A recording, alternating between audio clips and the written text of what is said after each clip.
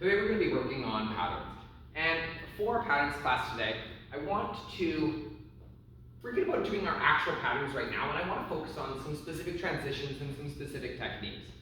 Specifically because those are the backbone to our patterns. If I don't have good transitions, or if I don't know all of my techniques and can do them well, then the quality of my pattern is going to be limited by that. Obviously, I can only have control and techniques that I have practice with.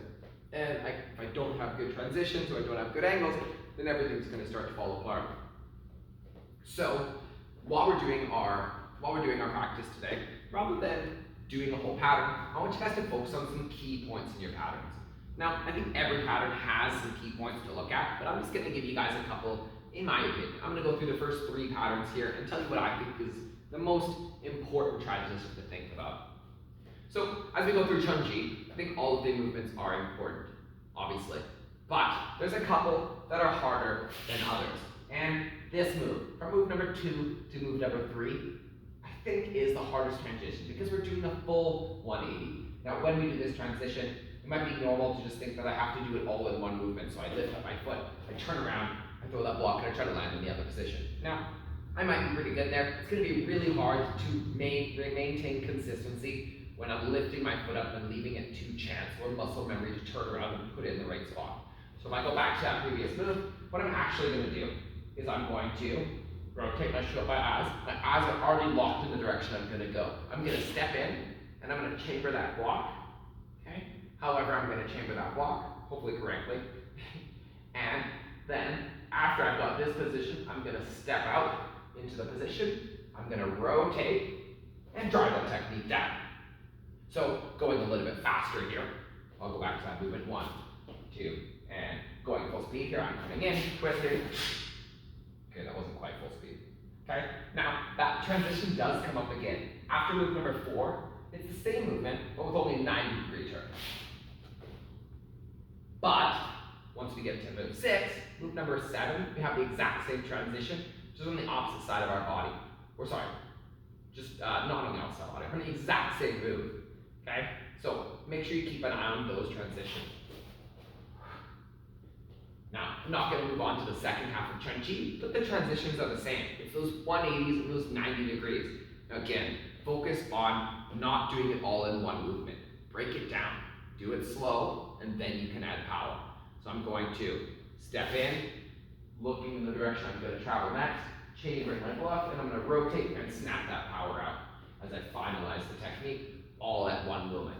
So it is all coming to a conclusion at the same spot, but it doesn't have to be done with full speed and full power. In fact, it's going to be really hard to learn that way. Start slow. Start with control.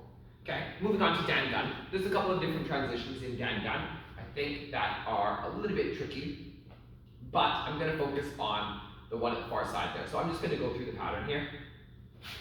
1, 2, 3, 4, 5, 6, 7, 8, right here. The transition between move 8 and move 9, we're going to rotate ourselves 270 degrees. So rather than just 90 to the left, we're going to go all the way around. Sorry, 90 to the right. We're going to go all the way around to the left. So from here, I'm going to turn that front foot all the way around, like I'm going to do a spin back kick, or like I'm going to do a spinning kick. Then I'm going to turn, and I'm going to step my foot in. I'm going to look the way I want to go, and I'm going to step out in that direction. 8, 9, 10, 11, 12, 13, 14, 15. At move number 16, we're going to have to do that same transition again. Turning our feet, stepping in, looking the direction we're going, and stepping out. With the rest of our technique. Sorry, I lost count. 20, 21. Dan Gun.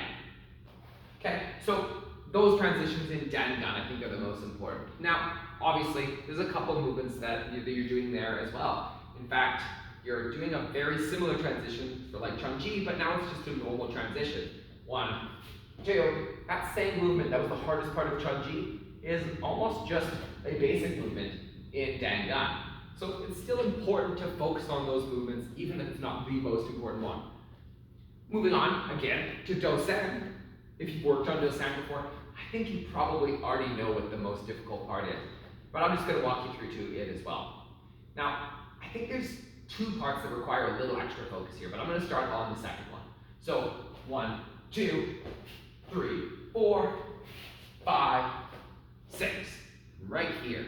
So move number 7, we're going to break the grip, which means we're going to twist with all of our power to release someone's hand from grabbing our wrist.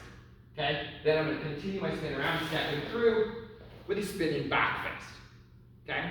So you could say that this is almost our first full 360 transition. I'm technically not quite getting there just because my back foot is here, coming all the way around, and then it comes up to the front. If I came all the way back here, it would be that full 360. Okay? But really important there is that I have good control of my movements.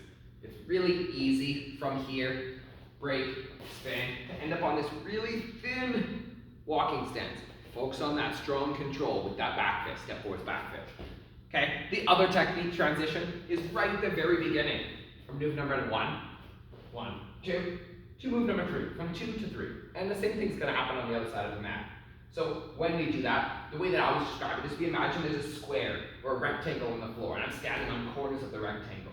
So from one movement, I'm going to take this foot, I'm going to step to the opposite corner, I'm going to turn around, step to the opposite corner, and throw my third move. 4. Okay, so again, I'm going 1, 2, step, 3, 4. Now, in actual practice, I might not have that extra beat there. It might be 1, 2, 3, 4.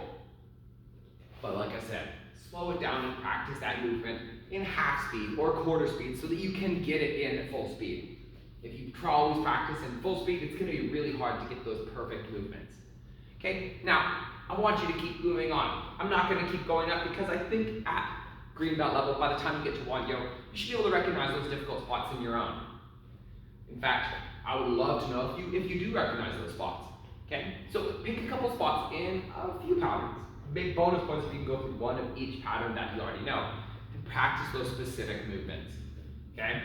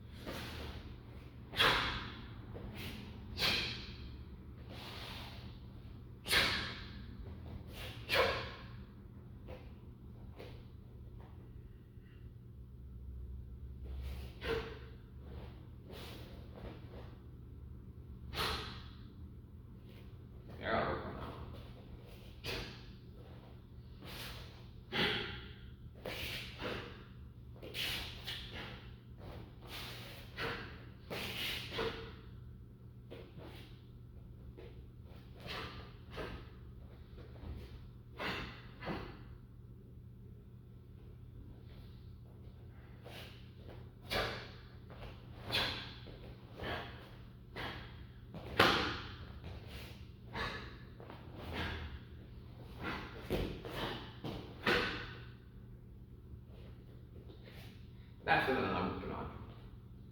Good luck.